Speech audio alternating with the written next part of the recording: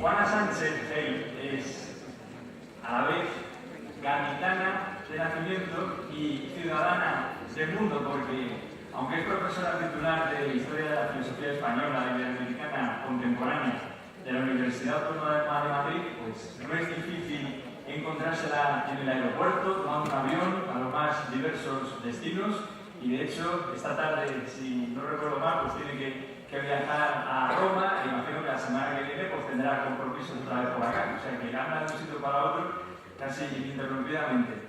Juana es misionera idente y una persona realmente comprometida con la evangelización y con la educación. Varios de sus alumnos de la Autónoma de Madrid o de la Facultad de Teología de Burgos me han transmitido en múltiples ocasiones su gran labor, y yo, como también alumno suyo que fui, pues he de confesar que también fue gracias a ella como me inicié en el estudio de la filosofía española, y es a ella pues a la que personalmente tengo que agradecer mucho de mi tesis doctoral. Ahondando en su currículum, Juana es también directora del aula de pensamiento de la Fundación Fernando Rielo y, como aludí anteriormente, es profesora invitada en la Facultad de Teología del Norte de España.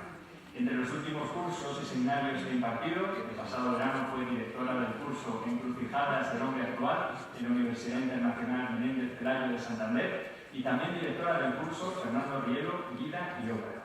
Entre sus obras, entre sus últimas publicaciones, hay muchas relacionadas con María Zambrano y otros autores españoles, por lo cual siempre le valorar y agradecer, porque tenemos muchos autores en nuestro país que debemos seguir potenciando. Y también destacan sus publicaciones sobre educación, una de las últimas titulada Educar en la bondad radical de las criaturas. Como punto de partida de estas ponencias, de esta 21ª edición de Aula Agustiniana de Educación, le hemos pedido a Juana que contextualice la juventud y la familia actual, destacando sus fortalezas y debilidades. Desde su vocación docente y desde su contacto con la realidad en España y en otras partes del mundo, seguro que su visión nos puede ayudar también a todos nosotros. Juana, bienvenida a Aula Agustiniana y muchas gracias por tu presencia aquí entre nosotros.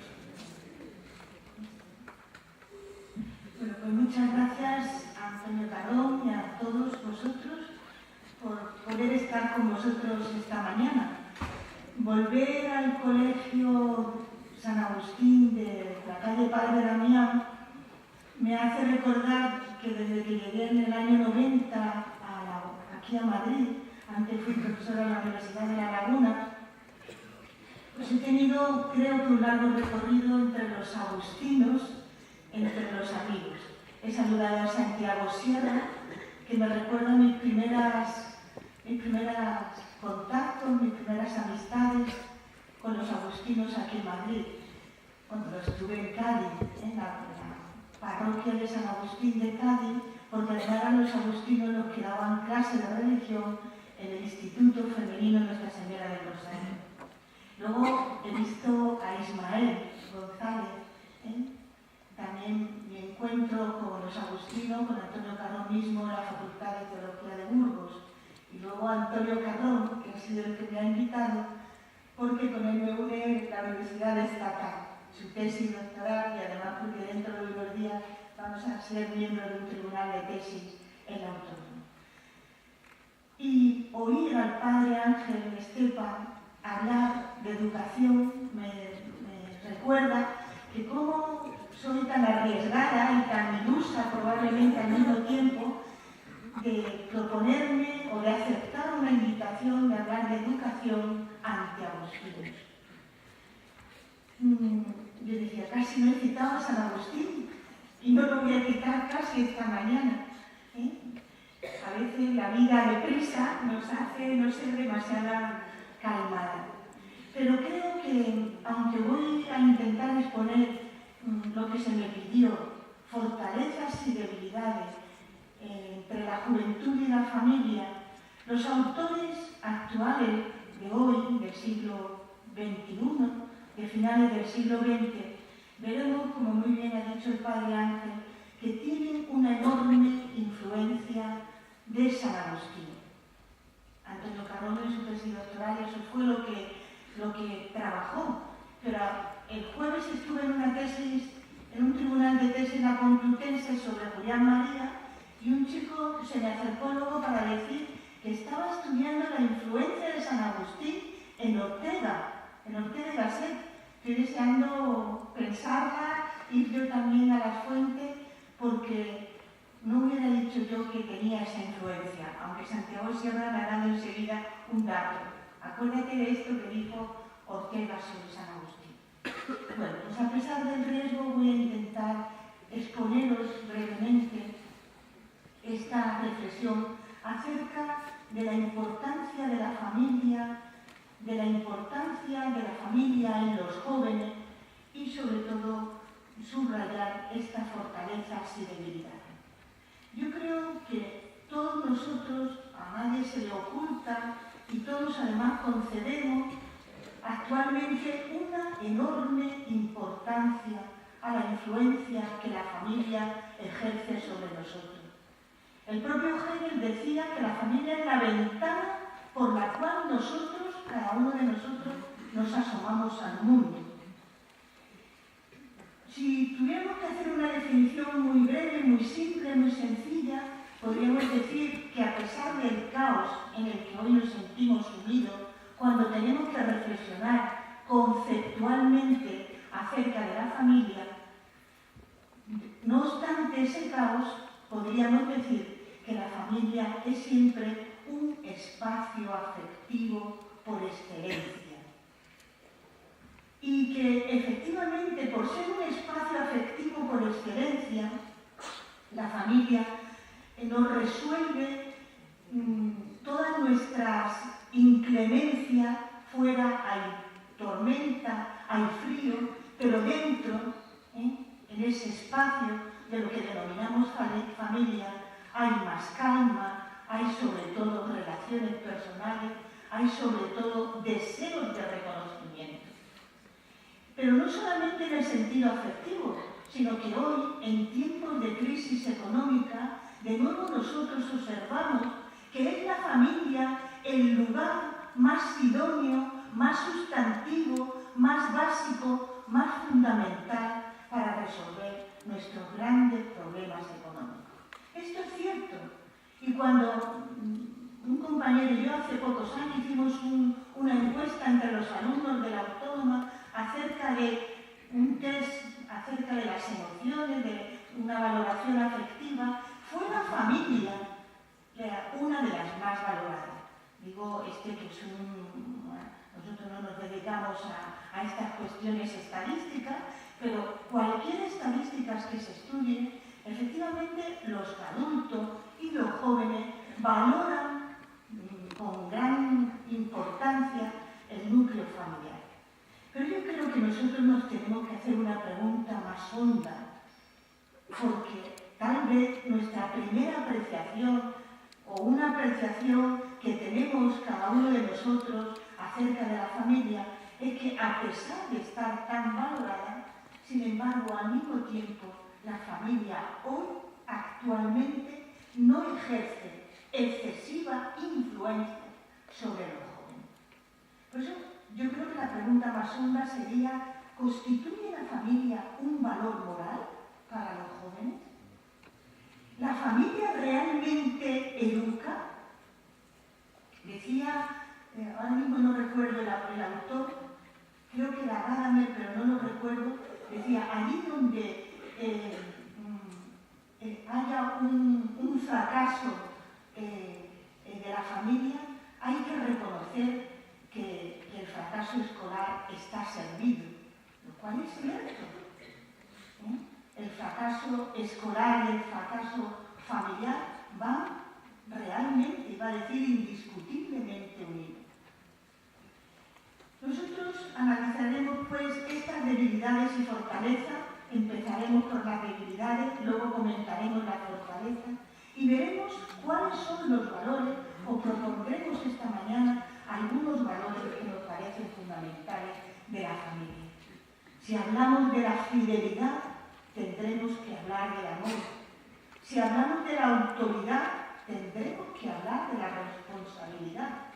Si hablamos del esfuerzo, tendremos que hablar de aquellas palabras tan bellas que Erich Fromm toca o trata en su libro sobre el amor, del cuidado, de la atención. Si hablamos de la formación, como ya se ha dicho esta mañana, tendremos que hablar del desarrollo emocional. Empezaremos por las debilidades. A mí me parece que un concepto, que una idea, incluso que una actitud que ha estado en los últimos tiempos muy reñida, muy dejada de la mano, iba a decir de la mano de Dios, muy dejada de nuestra defensa y de nuestra vivencia, ha sido el concepto o la idea o el ejercicio de la autoridad.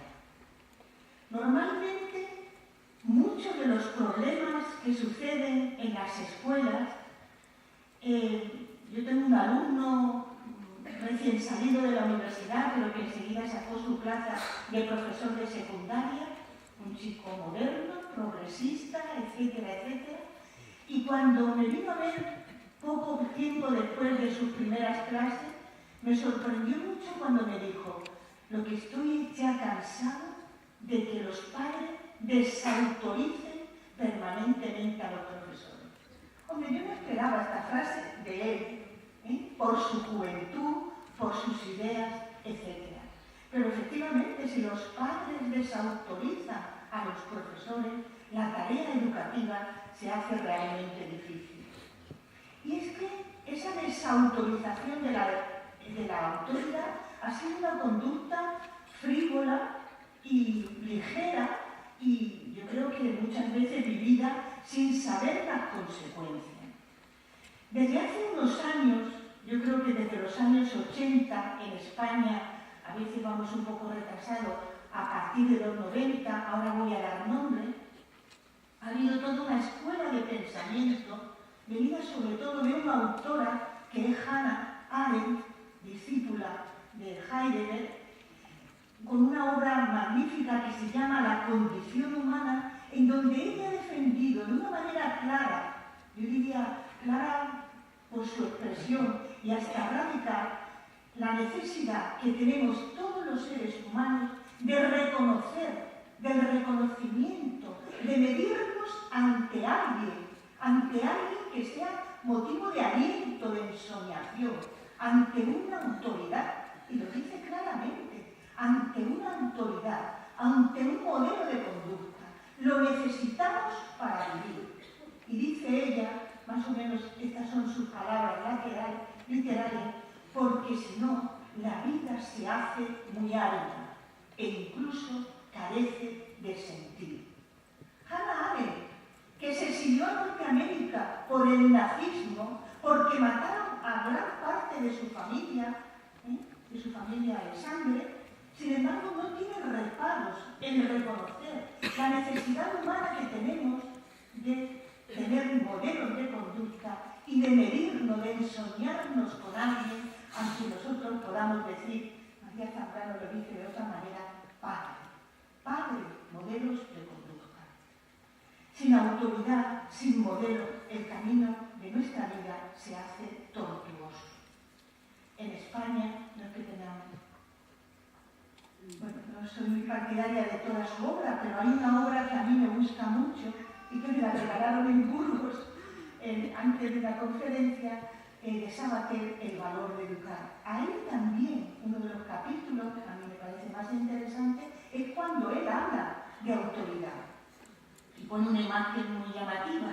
Dice que ninguna enredadera no crece sin una pared, pues que ningún ser humano puede trepar, puede crecer, puede desarrollarse, y esto es la educación, sin una autoridad. Lo que pasa es que nosotros hemos confundido, vuelvo a decir, de manera simplista, autoridad con autoritarismo. Y no estamos hablando de autoritarismo, pero sí que estamos hablando de modelos de conducta. Cuando no vivimos ese ejercicio de la autoridad, el desarrollo emocional de los jóvenes se hace realmente difícil. Ahora bien, yo creo que tenemos que decir, esta es por lo menos mi propuesta, mi reflexión, claramente y en voz alta, que el rechazo a la autoridad la hacemos los adultos, luego los jóvenes nos imitan. Hay un capítulo en El valor de educar donde de esa manera brillante dicho y también lúdica, como acostumbra Fernando Sabater, viene a decir, pero hombre, qué interés, qué locura, ¿no? Qué psicosis de las madres por usar la misma talla que sus hijas y ser solo amigas de sus hijas, o de los padres aparecer como coleguillas de sus hijos, cuando sus hijos tienen sus colegas y sus amigos. Los hijos requieren de padre, de madre, de profesores. Por tanto, mirar para otro lado y no asumir la responsabilidad, que es el valor que acompaña el ejercicio de la autoridad, y hacer dejación de la autoridad, a mí me parece que son conductas frívolas, pero en la mayoría de los casos ignorantes de lo que es el verdadero amor. Los jóvenes se quedan entonces sin referencia y los adultos nos quedamos bastantes confusos. La frase más común que oímos a veces a los padres y hasta a los profesores es: no sé qué hacer con este hijo o con este alumno, no puedo con él. Creo que la reflexión tendría que ir antes, porque sí que creo que la familia realmente educa. La familia educa siempre. En la familia se produce, se genera la primera socialización. Lo que pasa es que cuando no hacemos uso o ejercicio de nuestra autoridad y no estamos dispuestos a vivir con responsabilidad nuestra adultez, la experiencia que nos ha dado la vida, entonces se hace una brecha muy grande entre la exigencia de los derechos y el desinterés por los deberes. Esto que se dice tan frecuentemente, que los niños viven sin límites. Voy a comentar otro articulista, también escritor, perdón, no solo articulista y académico de la Real Academia Española. Yo a veces le llevo a una asignatura que tengo de Educación en Valores en Autónoma, artículo de un autor que tampoco creo que sea conservador, ni retrógrado, ni rancio, como es Pérez Reverte. Hace muy poco escribió un artículo sobre la tiranía de los niños. Estaba, dice él, en un restaurante y dice, perdón la palabra, ¿no?, que alucinaba, ¿no? Alucinaba, porque el niño estaba sentado en un tronito, no era un trono, todo el mundo se entiende que era el sillón ese de los restaurantes, pero es que el niño terminó, por no alargarme, tirando los macarrones contra las paredes. Eso no es solo problema del niño. Decimos que son niños problemáticos, son niños irrespetuosos, porque no se les ha enseñado a respetar. Eso se enseña, ¿eh? Se vive primero y se enseña después. Se vive con los hechos y se enseña además con las palabras. Y claro que nos violenta tener que decir niño no, pero al niño y al mayor se nos tiene que decir más de una vez no. Este es el breve comentario acerca de la autoridad, podemos seguir hablando. Segundo punto de las debilidades que quiero comentar. Me ha gustado mucho lo que ha dicho el padre Ángel, porque a mí me gustaría pararme también en esto. Si nosotros creemos que la familia educa, si es verdad, bueno, creo que es verdad, ese sí es un condicional retórico, que la familia educa, y cuando entendemos educación, seguro que todos los que estamos en esta sala estamos entendiendo formación, es decir, no solo información, sino verdadera formación interior. Y la palabra formación, como comentaba antes, por poner algún adjetivo y seguir la trayectoria de nuestro Papa, sería cuidado, atención. Pues yo lo que quiero hablar de una debilidad de la familia es de las prisas, del estrés, del agobio. Los andaluces lo decimos muy rápidamente, estoy agobiado. Y en el estoy agobiado, en esa misma forma de decir la palabra, se nos ve efectivamente el agobio. ¿Por qué? A mí me gusta preguntarme el porqué de nuestros agobios, el porqué de nuestra prisa, el porqué de nuestros estrés. Y es verdad que actualmente las familias viven y vivimos con mala conciencia porque no dedicamos el tiempo, el cuidado, la atención suficiente a las personas. No me voy a parar en los textos tan bonitos de San Exupéry, ¿no? Cuando en el Principito dice, a lo que importa es que seamos amigos. ¿Y qué es el amigo? Y le dice, pues que pierdas el tiempo conmigo. Yo digo más a mis alumnos, lo importante en esta vida, lo realmente importante, no voy a hacer una enumeración, se hace siempre sin prisa, siempre sin prisa. Acariciar a un niño y acariciar no se puede hacer con prisa. Escuchar no se puede hacer con prisa. Se oirá, ¿no? Pero la escucha es ya una atención deliberada, un pararse a oír con atención a alguien. Yo creo que esa mala conciencia de las familias, ese vivir con prisa y con estrés, una de las razones puede ser debido a esta exigencia constante con la que hemos vivido acerca del interés económico. Hay mucha obra, hay mucha reflexión filosófica, educativa, literaria, acerca de que nosotros, cuando vivimos de esa manera, priorizando el interés económico por encima de otro interés, efectivamente damos valor o solo damos valor al tener y no al ser. Recuerden las obras de Erich Fromm, de Marcel, etc. Se vale por lo que se tiene, no por lo que se es. La familia, es verdad, ha tenido desde el comienzo de la vida humana, de la civilización, un sentido económico. Las familias rurales, las familias feudales, pero la familia creció y se desarrolló muchísimo mejor cuando primó, cuando puso como centro nuclear los lazos afectivos. A este respecto, a mí me gustaría recordar sobre todo dos obras o dos hechos. Uno, la obra de Edgar Morin, que se le conoce por muchas, ¿verdad? Pero hay una que titula Los 7 saberes necesarios para la educación del futuro, lo ha comentado antes también el padre Ángel, cuando dice que la misión prioritaria de la educación, y lo está diciendo Edgar Morin, es el desarrollo de la espiritualidad. Y yo creo que nosotros aquí tenemos mucho, mucho que decir.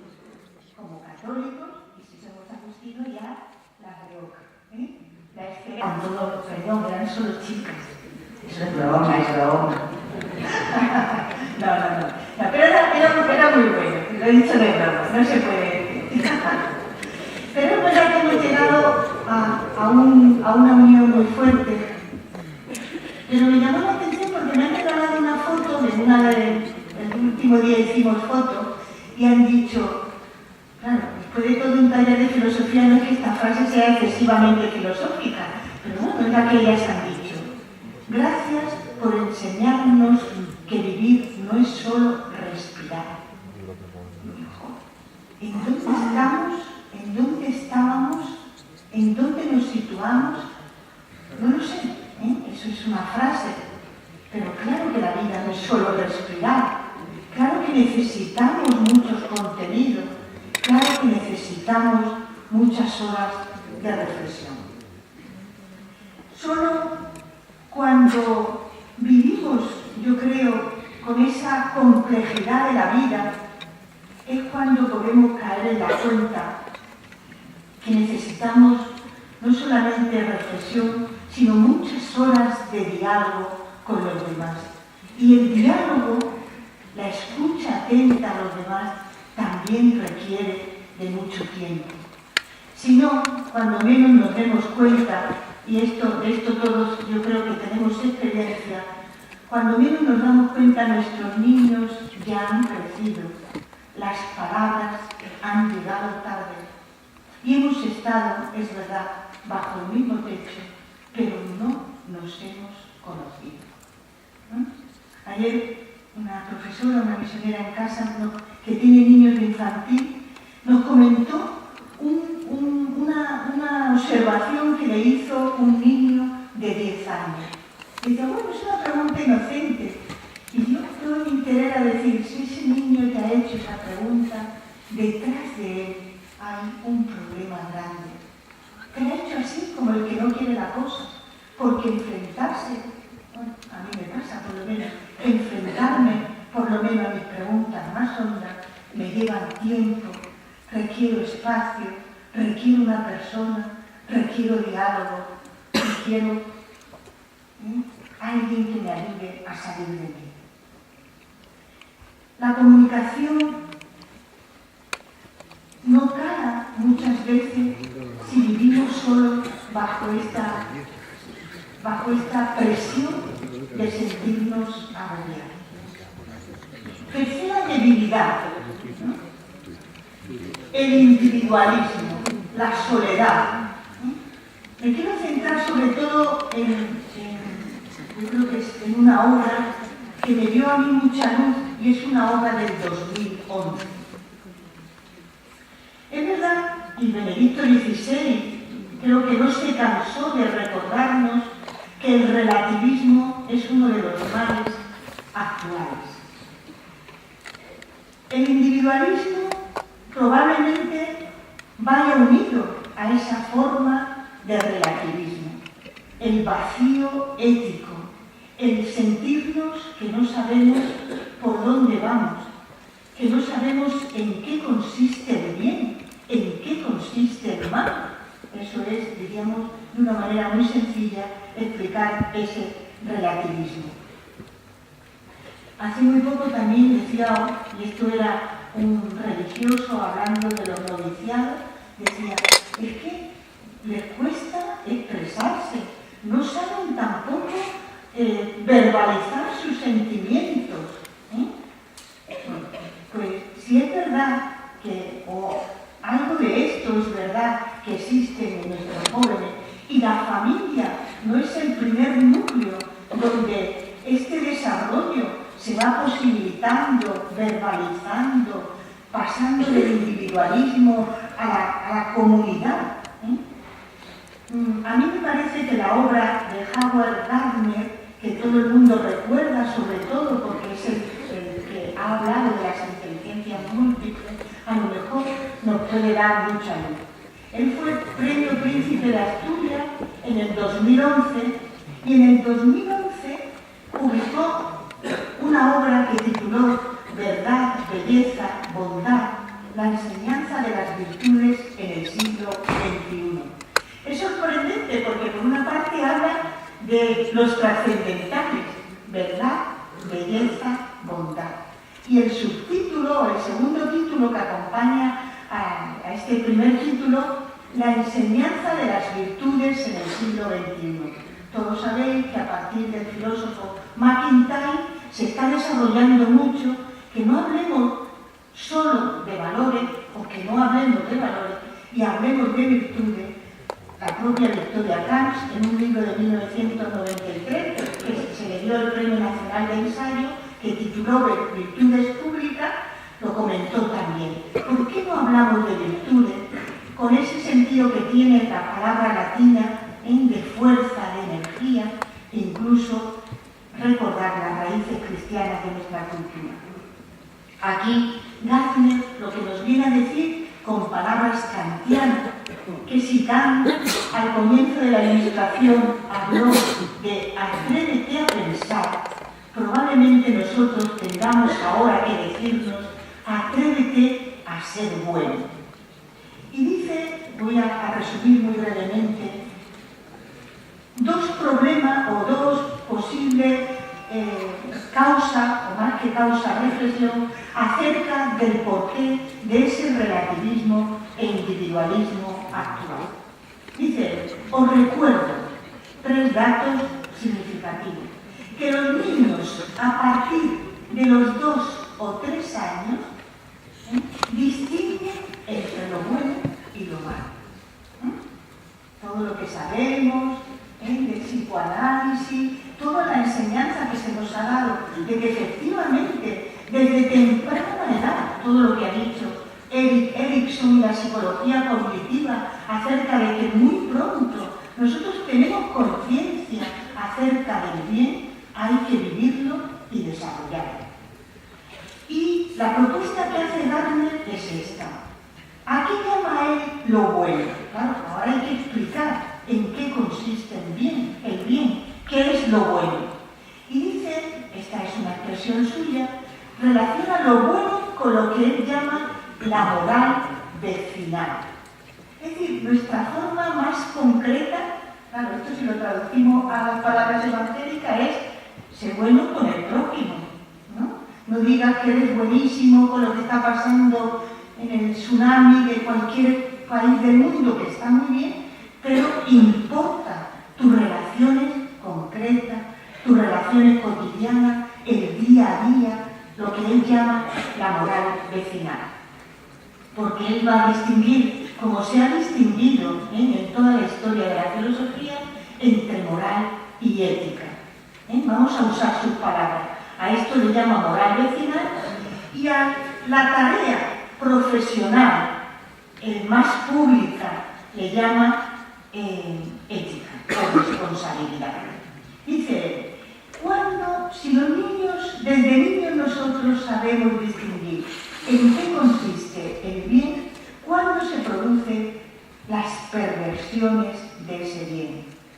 Dice, claro, cuando hay una lucha, una tensión, que la tenemos siempre, entre mis intereses privados, vamos a llamarle egoístas, y aquello que nosotros sabemos que es el bien. Pone un ejemplo muy sencillo, pero muy significativo. El médico que está preparando sus vacaciones, lo puede estar preparando estos días, pero por la mañana está trabajando en el hospital y en ese momento ve a un paciente que requiere de una operación, de una cirugía. Es el momento clave para que él acometa su responsabilidad profesional, pero también su moral más íntima, o diga, y esto me lo quito como puedo, porque mis vacaciones son lo primero. Dice, en este momento, cuando se produce esa lucha y resolvemos no a favor del bien, nosotros estamos desarrollando, por tanto, conductas relativistas que nos hacen dejar de ser modelos de conducta para nuestros más jóvenes. Y este es el problema. Nosotros decimos, los jóvenes no quieren, no saben, no pueden vivir el bien, no hay brújula ética que les oriente realmente acerca del bien. Y este es el relativismo. Pero lo que subraya Gardner en todo momento es que son los adultos, o somos los adultos, modelos inadecuados, renuentes, dice él, ausentes, para que nosotros podamos enseñar en qué consiste el bien a las generaciones futuras, a la tradición. Es decir, ser maestro es aquel que es capaz de enseñar a otro, ¿no? La palabra profesor lo dice claramente. Profeni es aquel que vive algo valioso, tiene algo que decirle a los demás y lo transmite. Él llega a comentar incluso un asunto, una puesta en común que tuvo con sus alumnos. Dice, me resultó realmente difícil que mis alumnos llegaran a señalar conductas inadecuadas. Incluso les resultaba a ellos difícil poner a Hitler como un modelo de conducta inapropiada, porque uno de ellos, y se llevó a muchos detalles, en el aula dijo que algunas cosas buenas hizo para Alemania. Esto significa que esa anomia, es decir, ese vivir sin norma, ese no discernir, no saber en qué consiste vivir el bien y vivirlo, ejercerlo, y nosotros decimos dar la vida por ello, en eso consiste ser maestro y ser amigo, en palabras evangélicas. viene de un relativismo al que Gardner le echa la culpa a la escasez de modelos de conducta. Y os recuerdo algo también me parece muy interesante, filosofía española. Hoy tenemos entre nosotros a un joven filósofo que hoy está dirigiendo la Fundación March, que está escribiendo sobre ejemplaridad. Se llama Javier Gomá y ha escrito una tetralogía y ha terminado hablando de Cristo en esa filosofía. Lo segundo, y con esto vamos ya llegando al final, a pesar de lo que ha dicho Antonio esta mañana, bueno, lo ha dicho muy bien, ¿no? Hay que usarlo en medios digitales de la mejor manera, pero es verdad que hace una reflexión muy elocuente, me parece a mí, acerca de los medios digitales. Y lo voy a resumir muy brevemente. Si la educación requiere conocernos a nosotros mismos, desarrollar de una manera creíble, confiada, nuestra propia identidad, que es lo que se genera en familia, respetar la privacidad del otro, alentar la vida comunitaria en un cara a cara, hay que ver estos valores frente a los disvalores que en el ejercicio de los medios digitales podemos practicar, ¿no? Es decir, falsas identidades, aminorar por eso la confianza, la privacidad se llega a ella de cualquier manera y, por supuesto, no alentar esa vida comunitaria de cara a cara, ¿no? Pasemos, pues, a las fortalezas. Muchas de sus fortalezas se ven en lo que hemos ido viendo en el desarrollo de la anterioridad. A mí me parece que, como hemos ido comentando desde el principio, si la familia, y lo es ese núcleo afectivo, ese momento que no son momentos, sino lugar amoroso. Os voy a recordar una película antigua de mi época, pero que a lo mejor veis como es El estanque dorado, aquella película donde la lucha generacional entre el padre y el hijo, y la hija en este caso se ve porque eran también el padre y la hija real entre Henry Fonda y Jane Fonda, ¿no? Hay un momento en una discusión fortísima, desagradable, ofensiva, ¿no? Cuando la hija dice, bueno, es verdad que finalmente en la familia se nos conoce como somos y se nos ama a pesar de lo que somos. A pesar, quiero decir, con el carácter, el genio, la buena conducta o la mala conducta que tengamos. Por tanto, yo creo que una fortaleza de la vida familiar es esa complejidad. Nosotros estamos acostumbrados a hablar de diversidad, a hablar de diferencia, a hablar de alteridad, a hablar de otredad.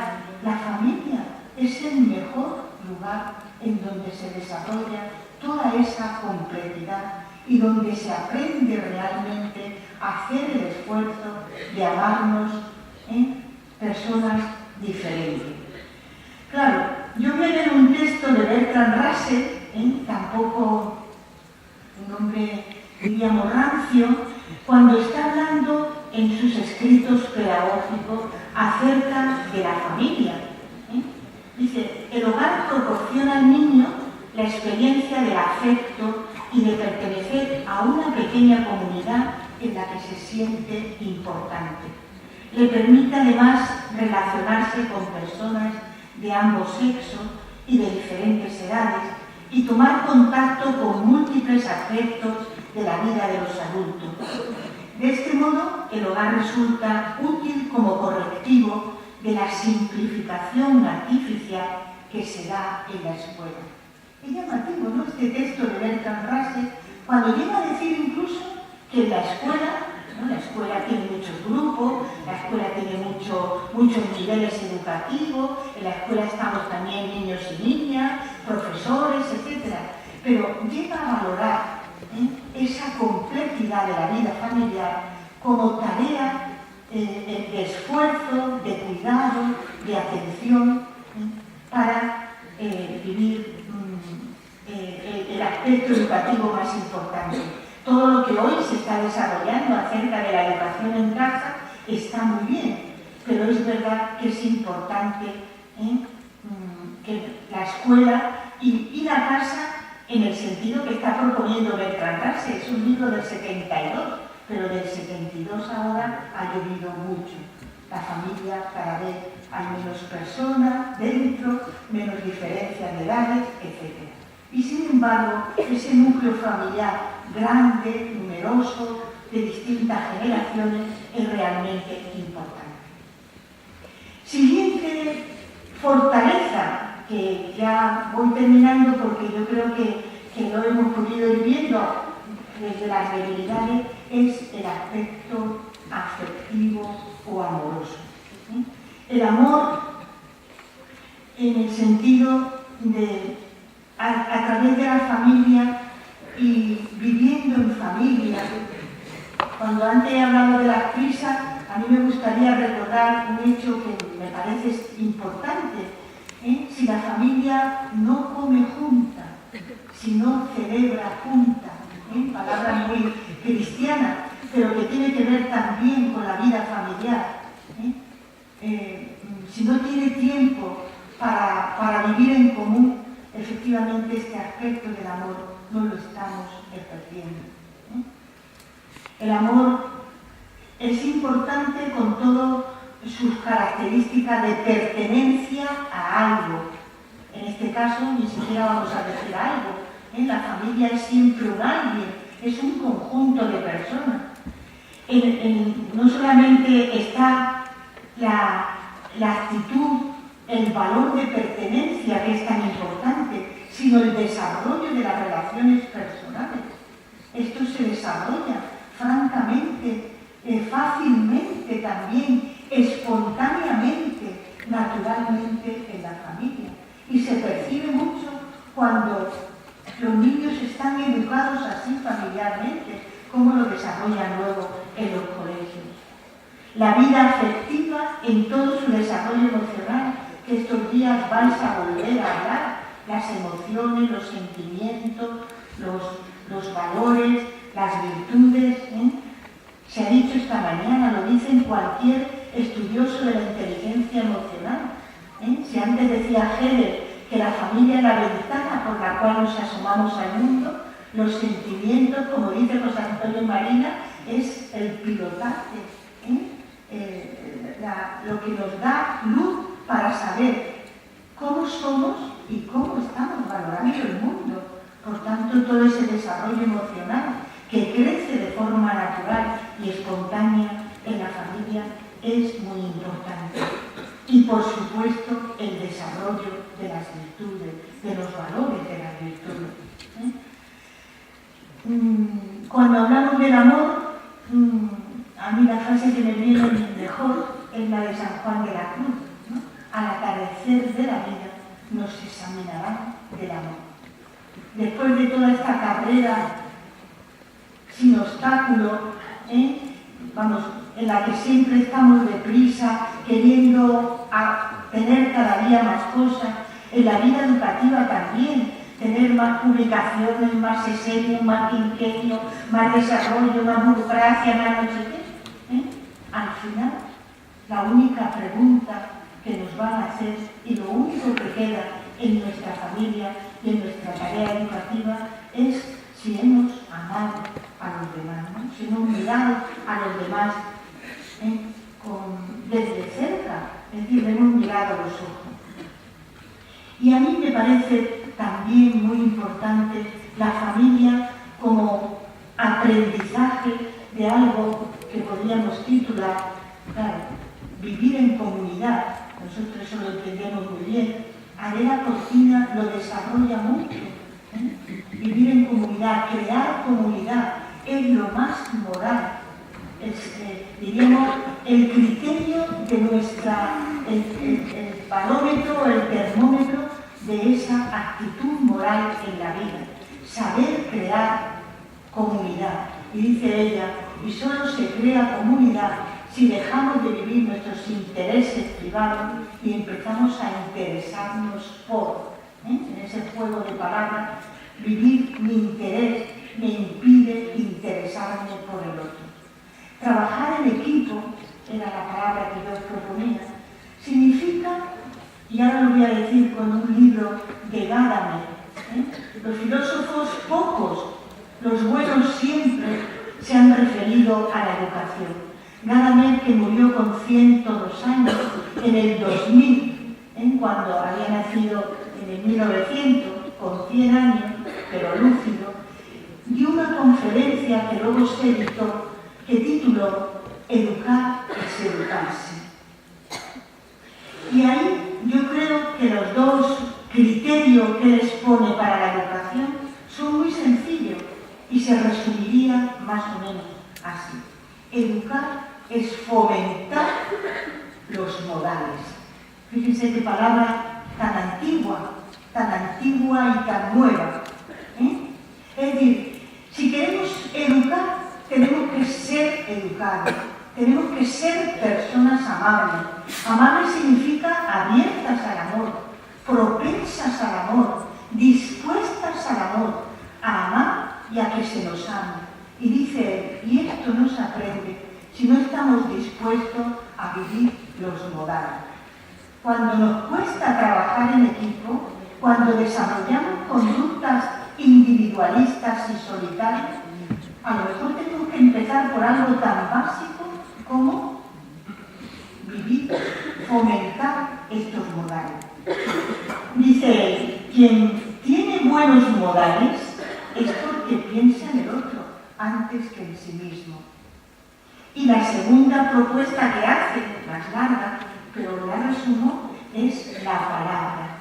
La palabra, hablar bien, expresarnos bien, verbalizar bien, saber conversar, estar dispuesta al diálogo, cambiar de opinión, ceder, no querer llevar siempre la razón, dar la razón, razonar con otros, etc. Dice él, saber conversar. Esto parece muy sencillo, pero sin embargo es el fundamento de la persona. La persona es un ser en relación, un ser que conversa, un ser que no elude la palabra, un ser que afronta la palabra, un ser que se compromete con la palabra. Y termina, por tanto, diciendo, todo esto hará posible el generar confianza y esto es lo propio de la vida familiar. Yo no tengo nada más que decir. Voy a terminar con un texto que yo creo que a lo mejor conocen, pero que a mí, después de decir algunas debilidades de nuestra vida actual, a lo mejor nos podría surgir algún tipo de desesperanza, y yo creo que no, porque hay textos muy clásicos, muy antiguos, que hablan de errores que nosotros decimos que ellos consideraban errores y que nosotros consideramos también muy errores, pero que sin embargo, de aquel texto al actual, yo creo que hemos conquistado muchísimos valores. Por tanto, yo creo que no queda más que seguir viviendo con esperanza y poner manos a la obra. El texto que a lo mejor conocéis es este. Nuestra juventud prefiere ahora el lujo y la molicie. Tiene modales chabacanos y desprecia la autoridad. Ha perdido el respeto a los mayores. Prefiere el parloteo y divertirse en vez del honrado esfuerzo del trabajo. Los jóvenes de ahora contradicen a sus padres. Comen sin urbanidad y tiranizan a los maestros.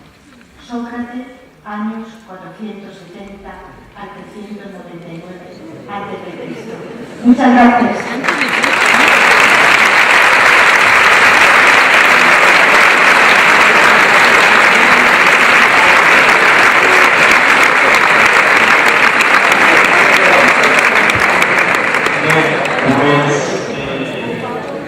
Agradecemos, por supuesto, a Juana estas reflexiones, estas palabras.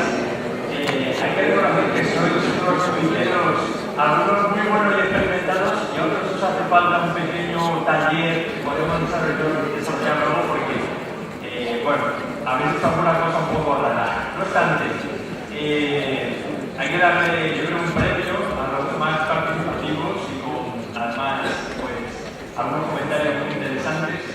Y comentaban, porque es interesante también, no sé si alguien anda por ahí con el micrófono, por si alguien quiere hacer alguna rápida intervención con el micrófono, pero detalle, por ejemplo, preguntaba, pues,